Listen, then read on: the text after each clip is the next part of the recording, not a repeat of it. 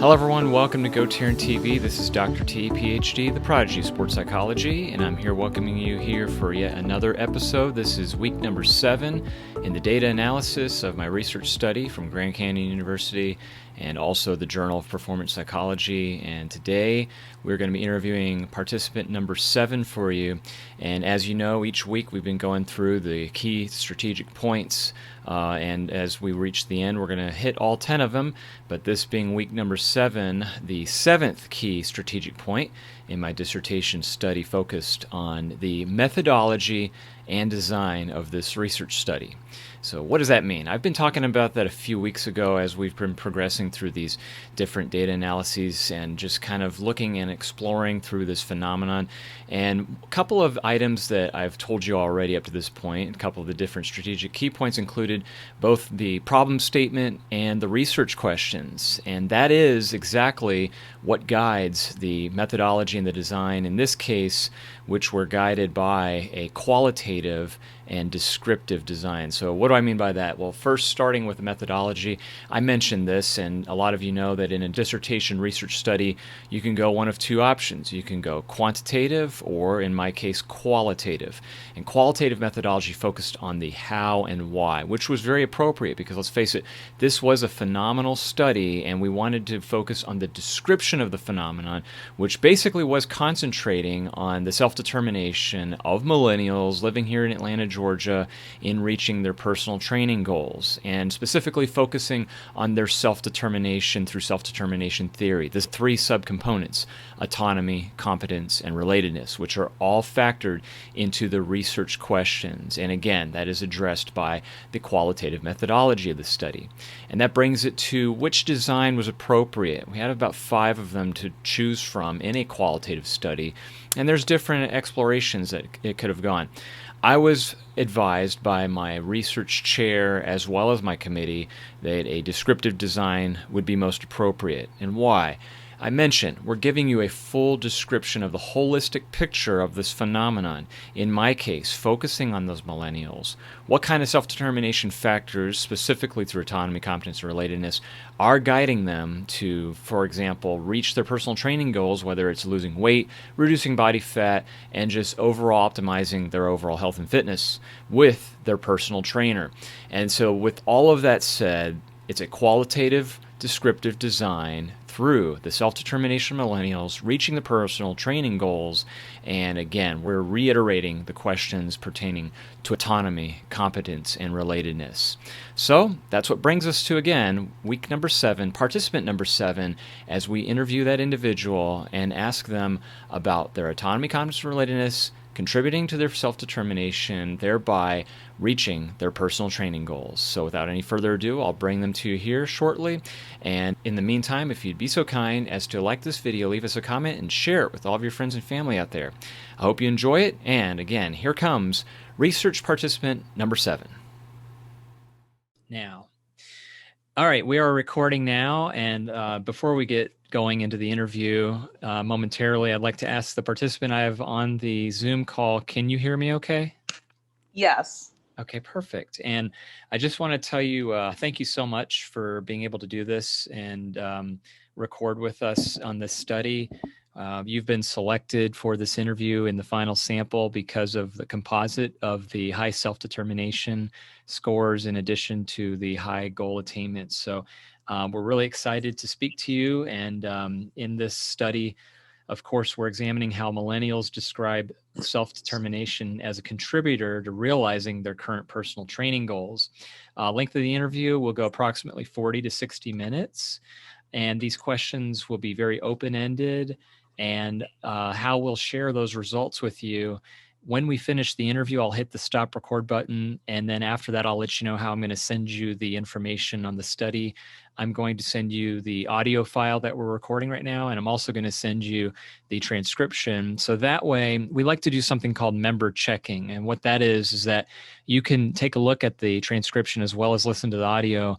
And if anything you thought wasn't interpreted or maybe was miscontext and not the way you meant for it to be, you can always just email me back and let me know, and I can change and revise anything that you want to modify or clarify before the study is finalized and put together. the really interesting thing of the study is that we're going to see how you build an individual profile on yourself and compare to other millennials who are asking the same exact questions here.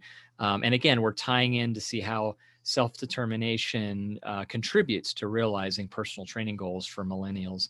And so before we get going with these questions, again, I wanted to verify and confirm a couple of important questions here first. Can you please verify yes or no if you were given an informed consent form for the survey that you filled out for us? Yes. Okay, and did you acknowledge and understand everything in that consent form? Yes. Great. And then also, secondly, can you please verify and confirm yes or no that did you receive an informed consent form for the interview we're about to do? Yes. Okay, wonderful. And then do you acknowledge and understand everything that was in that consent form for the interview? Yes. Okay. And I also want to let you know that at any time, if you wish to end the interview, that's totally your decision, 100%. Your interview is voluntary. So at any point in time, if you want to end the interview, we can stop it. And also, confidentiality is going to be maintained at all times. I'm not going to ask you your name anytime or any other personal information about you. All of your information is going to be kept secured in a private, secured, encrypted, password protected computer. All the data is going to be stored and locked. And the data that we collect for all the research participants will be kept for 3 years. And all of that data from that point after 3 years will be destroyed. And the dissertation itself is aiming to be published and finished by March 2021. So we have a couple months before we finalize and finish this dissertation. You can ask any questions at the end of the interview. You'll have time to make any final comments. And if anything at any time doesn't make any sense, if you need a question repeated, if you need a concept or a term defined or given an example, please let me know. We're going to be using terms that were used in your survey. There's 3 specific terms that have to do with self-determination theory, and I'm going to tell you what those are here momentarily when we jump into the interview. But for my study, and we'll start this interview questions here in just about a couple minutes, but I just wanted to let you know that for my study, my overarching question for this qualitative descriptive study is how do millennials describe self-determination as a contributor to realizing their current personal training goals? Research question number 1 was how do millennials describe self-determination in terms of autonomy, competence, and relatedness? And you have answered that for us through your survey that you filled out. We've collected that data from what we call a quantitative validated survey. So from this point, when we jump into research question number 2 and the rest of these questions, they're going to be a follow-up and an exploration of your answers of self-determination, but also how that ties into your personal training experience with your personal trainer and the achievement of those goals. So first, the research question number 2 of this interview that we're going to start is how do millennials describe autonomy as a contributor to realizing their personal training goals? So for example, that word autonomy, I'd like to go ahead and define that for you. According to self-determination theory, autonomy is defined as a desire to be causal agents of one's own life and act in harmony with one's integrated self. So what that means to us is that's basically your independence or your decisions to be autonomous, to make your own choices. So some examples of that, which were from that survey that you scored high on, were basically, for example, if you would be autonomous if you felt a sense of choice and freedoms in the things that you undertake, or you feel that your decisions reflect what you really want. You feel that your choices express who you really are, and you feel you've been doing what really interests you. You're very high level autonomy. So now let's bring that to the personal training component. So before I ask you this first question, is there any question on what autonomy is, or does that make sense how autonomy was explained just now? No, that makes sense. Okay, great.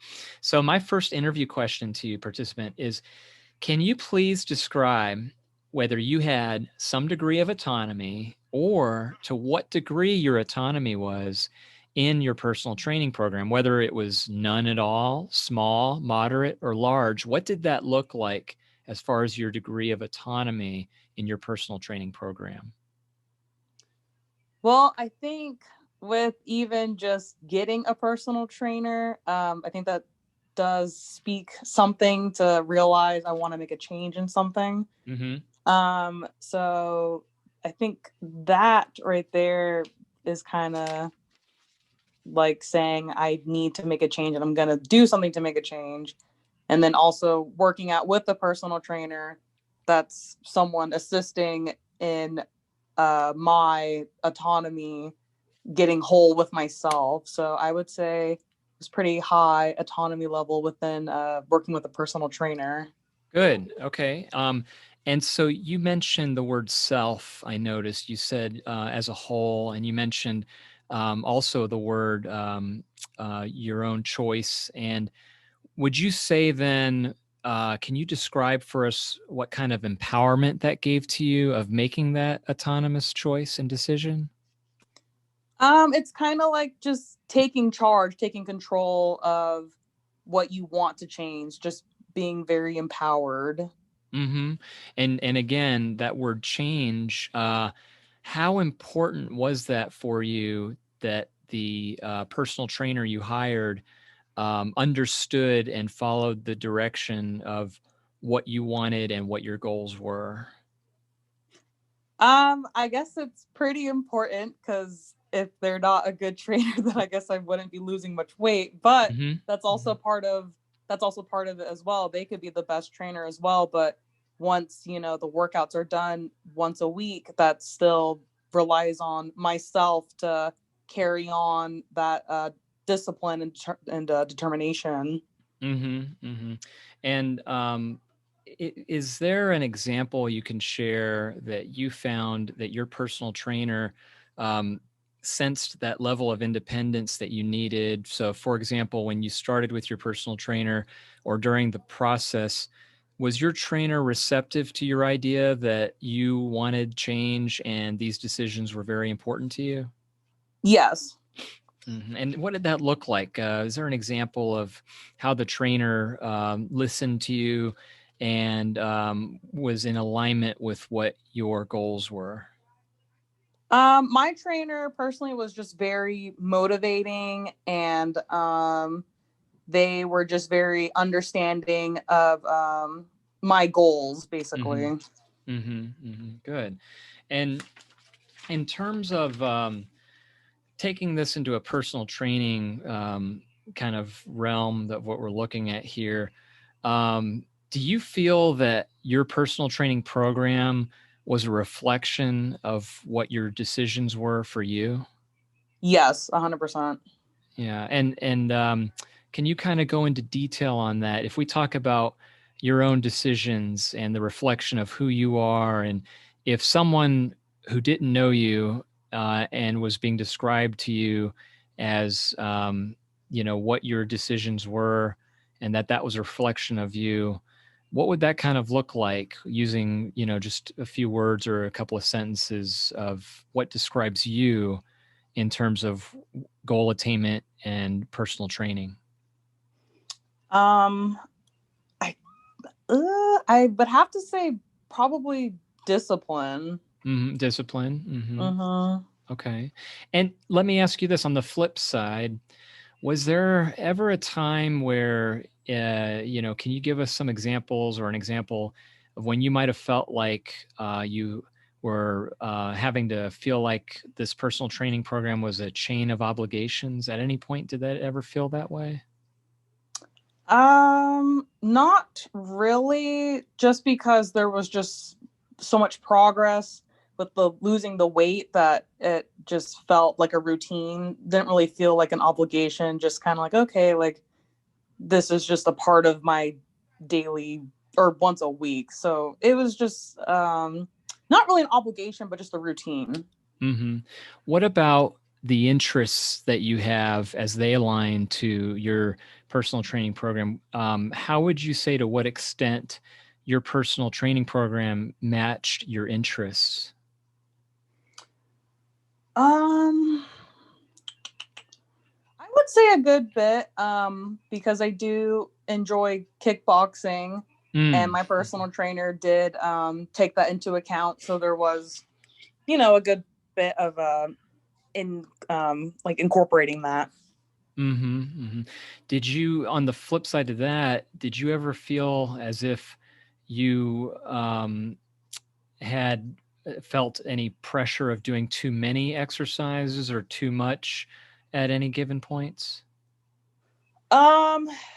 I think that's almost a kind of tricky question. It's like a yes and no. Yes, because at the end of the workout, I myself, I think I can speak for a lot of people. Towards the end of the workout, it is very tiring and you are ready to just quit. But it wasn't to the extent of I physically cannot go on. It was just I'm tired, but it was like 2 more exercises with my personal trainer and then it was done. Like they knew what they were doing.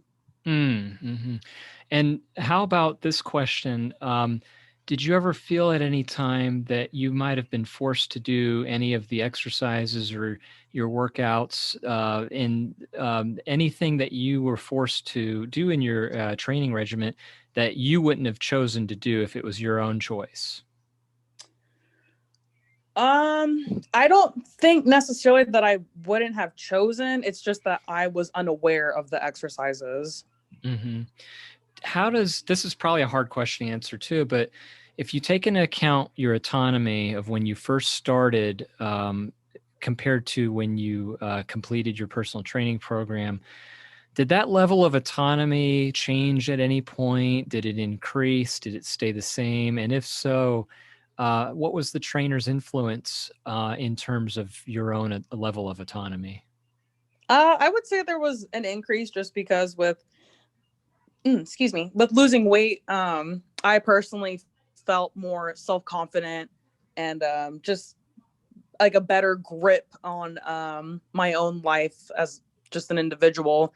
And my personal trainer, I think they played a role in that just because they did help me get there. And also too, they did provide tips on like dieting as well.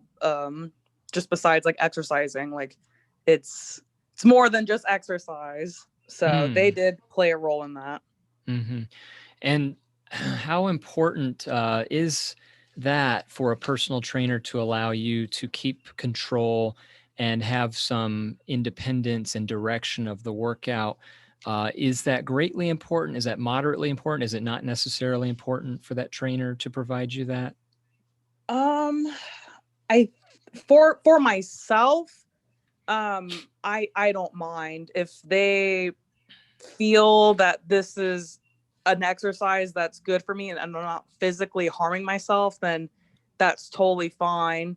I do think there are certain people though that need that like larger push, even if they are just like, I don't want to do this, but deep down they know they need to do this. So I feel like sometimes maybe the personal trainer might need to just figure out the client and kind of see maybe what kind of push they might need or not need. And you had mentioned just a minute ago in answering about wanting to avoid any kind of physical harm. Let's talk about that for a minute. So I assume then you are referring to any kind of injury relating to any of the exercises? Yes, I'm sorry. I should have clarified on that. Oh, no. It's okay. I just want to make sure I had that right.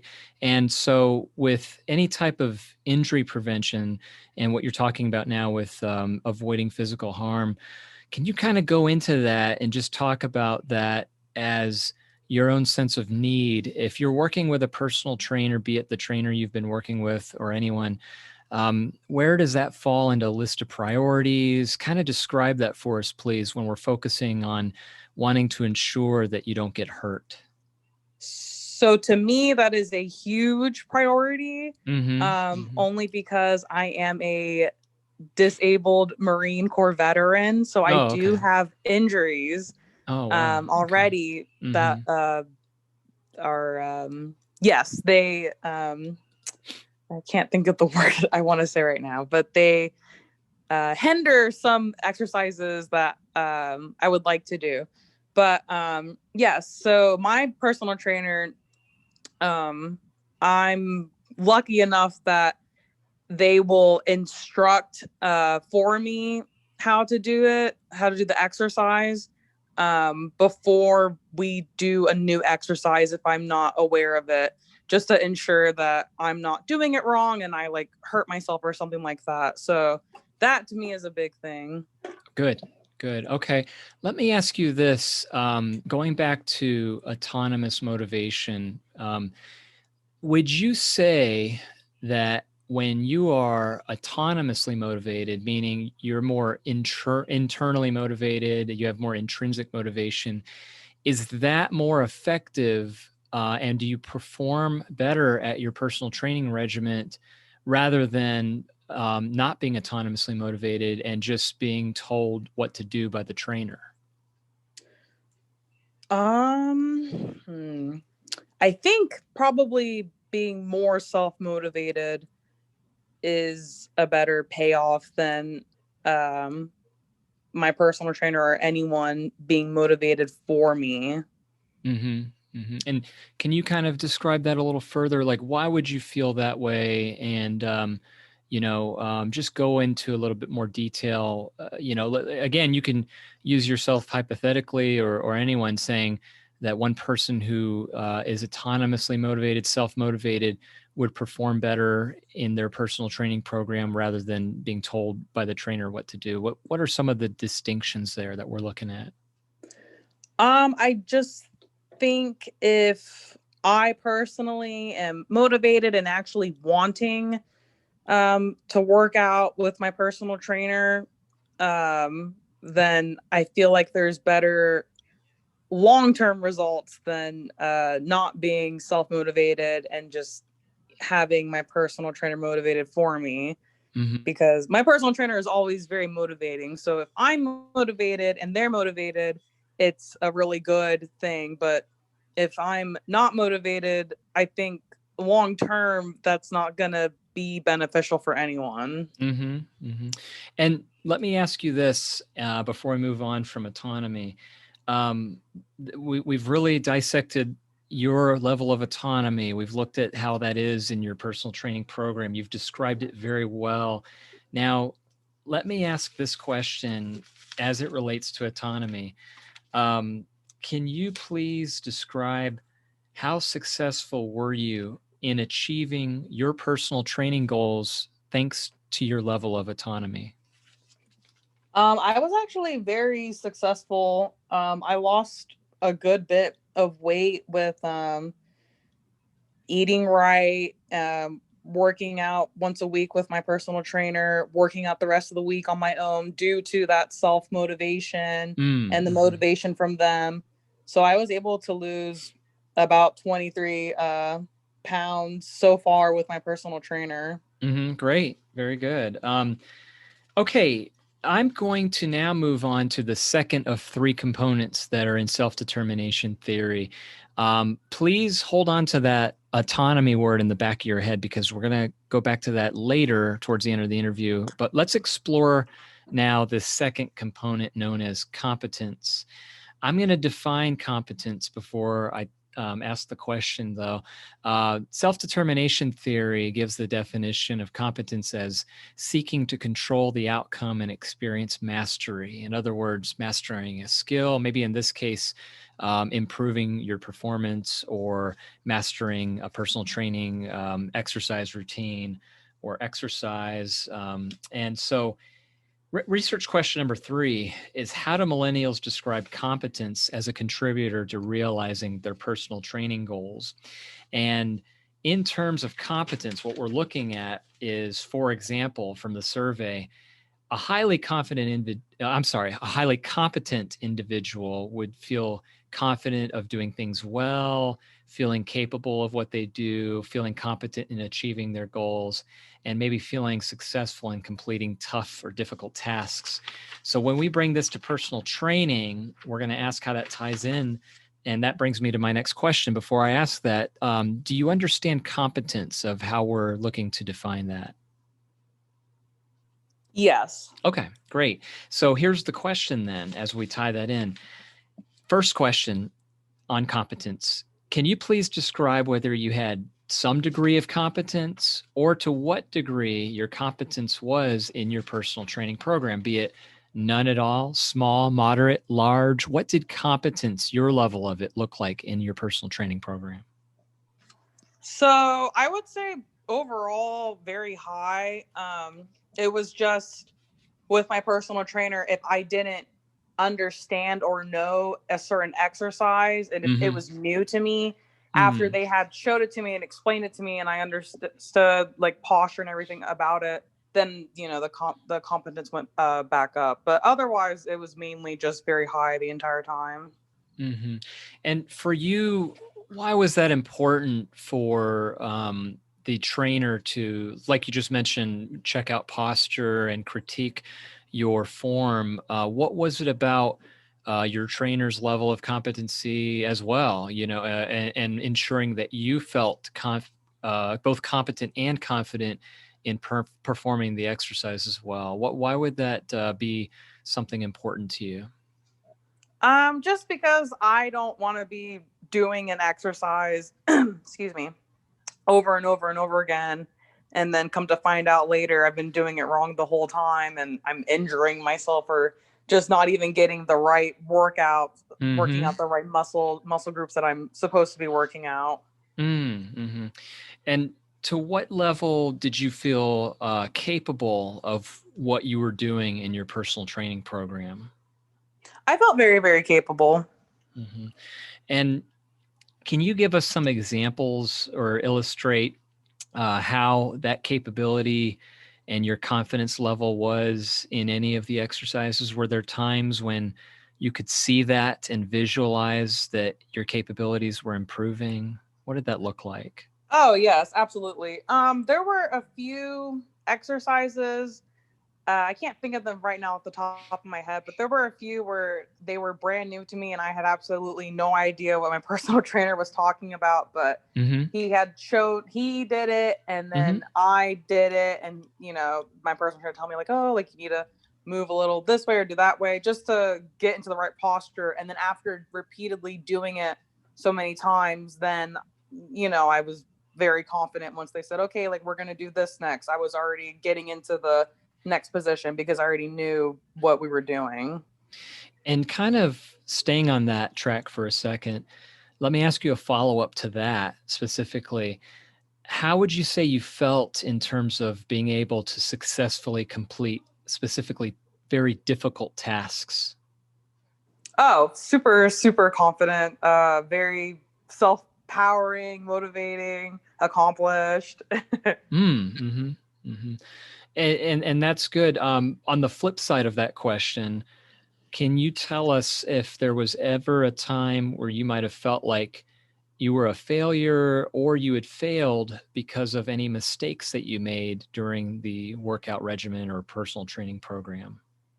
Not really. My personal training program I think is a little different than like the average person just Hmm. because of my injuries. So Mm. there are a few things like kickboxing for one. I like boxing and kickboxing, but my arm is injured, so I Mm. can't do a lot of what I would like to do. But otherwise, my personal trainer understands that, so we don't even really go there. We will stay within the smaller weights because my personal trainer and I both know like my limit. Hmm. Good. How about when it comes specifically to your goals? Um, what level of security did you feel as far as your abilities to be able to achieve your goals? What did that look like, your level of security? I felt very secure. I feel like I had a lot of the tools that I needed, and they were given to me as well to succeed and to be able to continue my fitness journey. Hmm. How about on difficult exercises or tasks?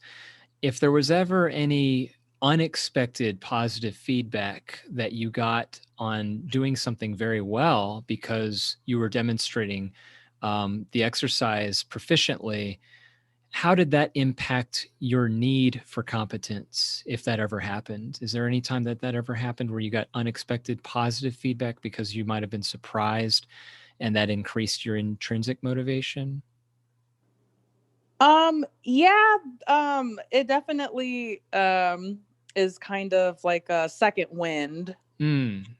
hmm and so on that second wind, then how does that kind of tie in with your competence level and that need for competence? Would you say that would increase it, or that would ensure security of it, or does it help your overall motivation to stick with it? I would say it helps with the motivation and increases the competence of yeah, it increases it. No, that's good. Okay. Okay, good. At any point, did you ever feel that you might have been disappointed with any of your performances during your personal training program? Yes, but like I said, I have an injury, hmm so it does sometimes hinder what I have been doing. If I've already been doing burpees, for example, for a month, and then all of a sudden one day my arm is hurting really, really bad, that is Mm. very frustrating. hmm But like I said, I think it's a little different because of my injuries. Mm-hmm. Were there any times at all during your personal training program that any outside forces or external forces negatively impacted your routine, challenged your routine, adversely shifted it to where you had to make any slight adjustments? Was there ever a time where you were not in control and therefore it was out of your control, thereby affecting your competence level? Can you think of any time that that might have happened during your personal training program? I don't think so. hmm hmm That's okay. All right. Um, how about when it comes to questioning yourself in terms of any time were there doubts that ever entered in your mind on doing a certain exercise or routine well? Um, I would say not necessarily not doing it well, but maybe finishing it. hmm And with that, when we go a little further, how important is it to you in your program that you finish and successfully complete a task or an exercise in your program? To me, that is pretty important just because I know once that exercise is complete, even if it's very, very hard, the self what's the word I'm looking for? It's just very accomplishing. Like you feel very just good about it. hmm hmm And with accomplishment too, let's talk about that word for a minute here. Um, when you were first starting your personal training program, and you had mentioned that you had goals you wanted to accomplish, where in priorities did the level of competency for yourself fall into place? For example, was it very important for you to improve your competency level, or did that not play a role as long as you lost the weight? Where did the competency level fit in terms of when you first seeked out your trainer to accomplish these goals? I personally, my main goal was just to lose the weight, but I think the well, I don't think I know the competency went up Mhm. as I was progressing. Mm-hmm. And let's turn the question around here hypothetically. You just mentioned that your competency level improved during the program. Hypothetically, that your trainer, let's say, was to, for any reason, the relationship comes to an end, and now you are put into his position where you are a personal trainer, and a novice beginner comes into the gym or wherever you're working out at and wants to learn how to do the machines or exercises. How well, to what level of competency do you feel for yourself to be able to help that new person develop an exercise routine? Um, I guess I would feel pretty confident and competent in that, just because I have such a good personal trainer that I could just, I guess, give them my routine, our workouts. Okay. And are there any examples you could give either way, whether it was succeeding or failing, of a particularly very difficult exercise or difficult routine that come to your mind as like your greatest success or your biggest failure, or your something that brought you high satisfaction or high frustration? Any time that points out, that just jumps out as a number one time on either end? I don't really have any failures, but more so like accomplishments that were like, oh, like I can't believe I did that. My personal trainer and I, we would work on burpees every time we would work out. So towards the recently, I was able to complete a lot more burpees than I thought I could even complete, more than I even done like in the Marine Corps. Oh, wow. Okay. And would you say to what extent that brought you satisfaction if you had to give it a percentage? I would say about like 100. Like it was very like I was very shocked and surprised with myself as well. Great. Let me ask you this question on competency then. Overall, we've talked a lot about competency for the last couple minutes here. How successful then would you say you were in achieving your personal training goals when it came to your level of competency? I would say like 100%. Like it's just been a good journey overall. I haven't really had any bad experience. Mm-hmm. And just a couple more things on that too. Um, with how important then going forward is it in your future of ensuring that you have no bad experiences, but rather good experiences in your personal training program? Does that sit up there at the top as a priority? Yeah. Okay, good. Now I'd like to again ask you to please keep that word competence in the back of your mind. We're not done with it yet, but we'll come back to it momentarily here. But I'd like to move on to the word relatedness. And that brings us to research question number 4. Relatedness is the third of the 3 components that have to do with self-determination theory. Research question number 4 asks, how do millennials describe relatedness as a contributor to realizing their personal training goals? Self-determination theory defines relatedness as a willingness to interact with, be connected to, and experience care for others. Think about relatedness as using the synonym to it, belongingness, or the need to belong. And so when we talk about relatedness on your survey, that would be somebody who really feels that the people that they care about also care about him or her, and also someone who has a high level of relatedness, feels connected with people who care for them and for who they care for. Someone who is has a high level of relatedness, feels close and connected with other people who are important to them. And they also feel and experience a warm feeling with the people that they spend time with. Does the word relatedness now kind of make sense to you of what we're looking for when we talk about relatedness? Yes. Okay, good. Then my question to you is this. Can you please describe whether you had some degree of relatedness, or to what degree your relatedness was in your personal training goals, be it none, small, moderate, or large? I would say for me, if I'm seeking a personal trainer, I would say about moderate. Okay.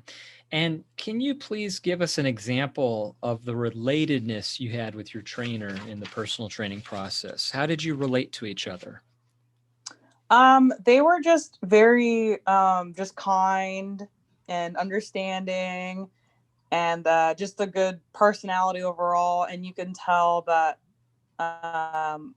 their just goal for you is just they just want to help you achieve your goals. So they just genuinely just cared. Okay. And can you kind of go into a description now of using a few examples of that trainer's caringness and kindness? What was it about him that exuded some of those qualities? And then maybe follow that up with versus a trainer who would not exude those qualities of caring and kindness. What is it that is distinguishing between those two differences there? Well, for one, just kind of checking in, even when we didn't have a workout schedule, just kind of checking in and seeing how I was doing. Uh-huh. And then also to just kind of taking time out of the workout to make sure when I didn't really understand a new workout, just making sure like I understood like how to like do the workout, like I was actually like doing the exercises right and stuff like that. Just they just they just cared. And then I guess the opposite of that would be just kind of like just someone just kind of just going through like, okay, like we're gonna do push-ups now, and even if I was like doing it wrong, like they wouldn't really care. Mm-hmm. Was that a factor when you hired your personal trainer? Was it important that they were going to be that type of trainer to work with them? Or is that just extra credit, icing on the cake, and it doesn't matter, or it's maybe moderate? Where does that fall in terms of when you wanted to start your personal training program or going forward, in the future with your personal trainer or future personal trainers? So starting out, I would say it was just a little moderate. Okay. But I think going forward, if I ever do have to get a new personal trainer, it would be very high on my list. Hmm. Hmm. And you mentioned that your trainer really cared about you because he took your goals as if they were his own. And would you believe that your trainer feels the same way for his other clients as he does for you? Yes. Okay.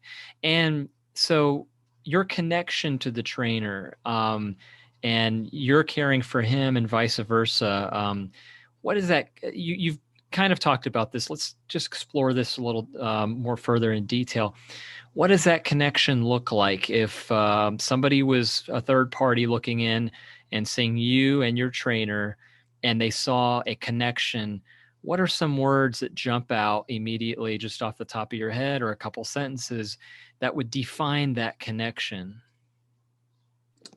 I would just say just caring. They probably want to hire my personal trainer as well. Mhm. Okay. What about this question? If hypothetically your trainer was very cold and distant towards you, almost mechanical and robotic and just going through motions, and they did not exude those qualities that you were just mentioning, how would that affect your personal training goals, if any? Um, hmm. I'm sure it would affect it. I just personally have never dealt with someone like that just because this is my first personal trainer and he's been amazing.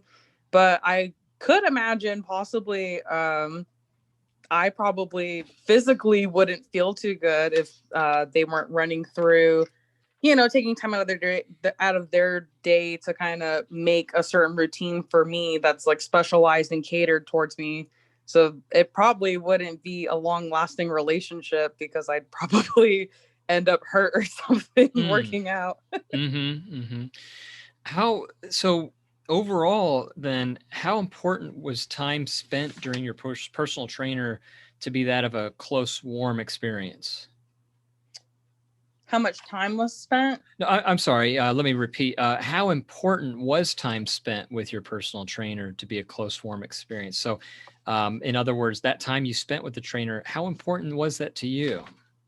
Oh, it was very important. Hmm. And can you go into detail a little bit here? And you have given a few examples just now on, what the trainer was doing. But does anything else come up to mind to you in terms of your trainer's closeness and warmth. So if somebody was asking you, your trainer, and they're looking for a trainer, I need someone who's not cold and distant. I think your trainer seems to exude warmth and closeness. What does that look like? How would you sell that person or tell them about how that's affected you personally? I would just tell them like, yeah, like my personal trainer is not like that at all. Like they're very outgoing and they're very, very motivated. And if I'm not motivated for whatever reason, just being around them and just starting the workout just motivates me as well. Mm-hmm. Good. Let me ask you a few other questions on this relationship as well. With the relatedness and your mutual care, um, how important was that in terms of how that progressed? Do you believe that, in other words, let me just rephrase this question, pardon me. Did your relatedness stay the same or did it increase throughout your program? How did that change, if it did at all? I would say it increased not on necessarily on their behalf, but on my behalf, just because I am a somewhat shy person. So just kind of learning to not learning to be around them, but just being around them a little more often, just starting to spend a little more time, just kind of growing that relationship, I would say it increased. Okay. Then let me ask you this question on relatedness. We've really dissected that word and we've really looked at your relationship with your trainer. Then my question to you is, how successful were you in achieving your personal training goals thanks to the relatedness level you just described to us? I was very successful. And kind of elaborate on that, please. Here's a question to you as a follow-up. We talked about autonomy, we talked about competence, and now we've talked about relatedness. And you've said that you've been very successful with all three of those components. If you had to prioritize those three and rank them number 1, 2, and 3, what would that look like and why? If that question was asked, and let me rephrase the question here. So, how successful were you in achieving your personal training goals thanks to autonomy, competence, and relatedness? And which one was the most important? Which was the second? And which was the third?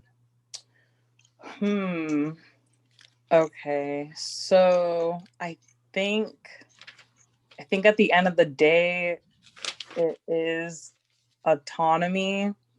Mm-hmm. And then number 2, ooh. That's hard. I guess the competence, and then the last one I think would have to be the relatedness, just Mm-hmm. because I feel as though if they're not confident in what they're doing and they don't really know what they're doing, then I don't think anyone is really getting a good workout in. Mm-hmm. Mm-hmm. Good answer. Very good. Okay.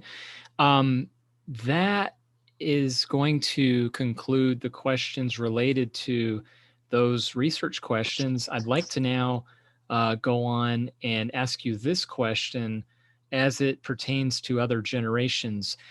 You are millennial age, which we're looking at 24 to 39-year-olds, and comparing yourself to other generations, both younger than you and older than you. How does your generation, you, the millennials, compare to other generations in terms of self-determination? Hmm. I hmm.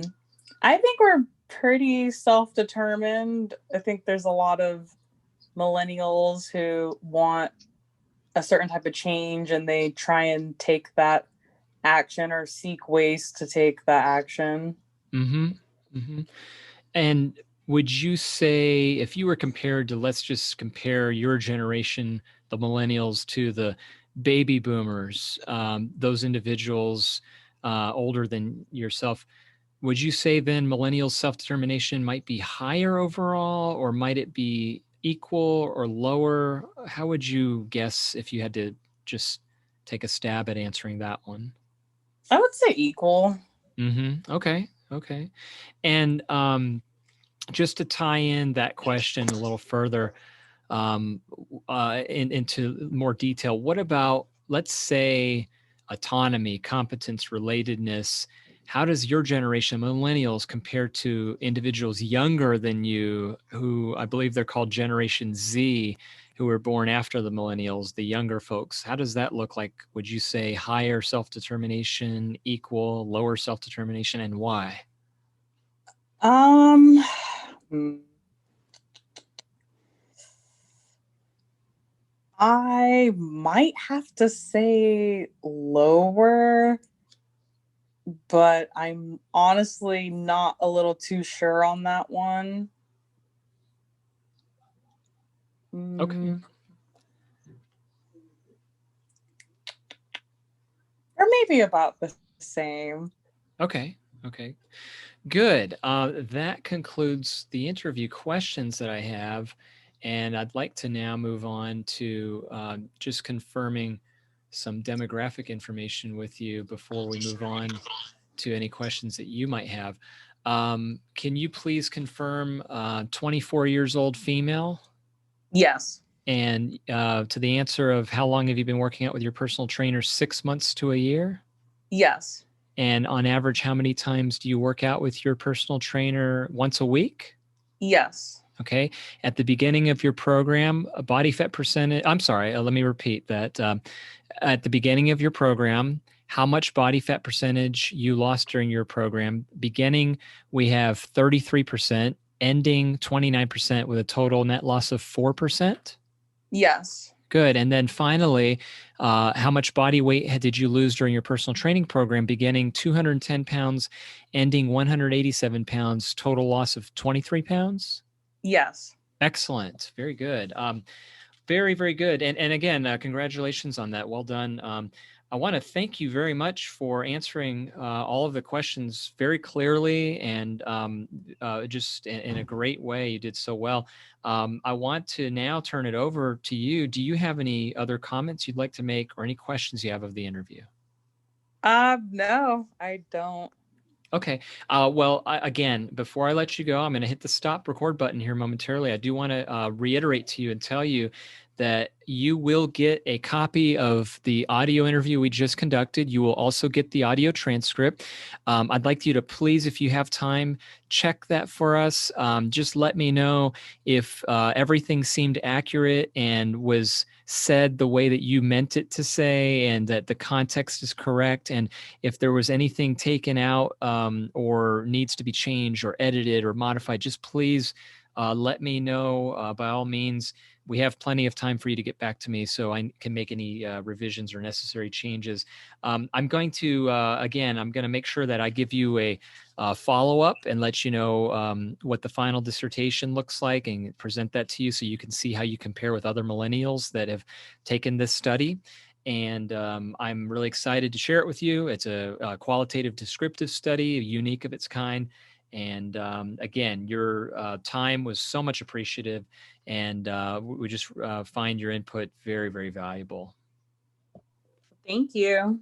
Thank you. I'm going to hit stop now.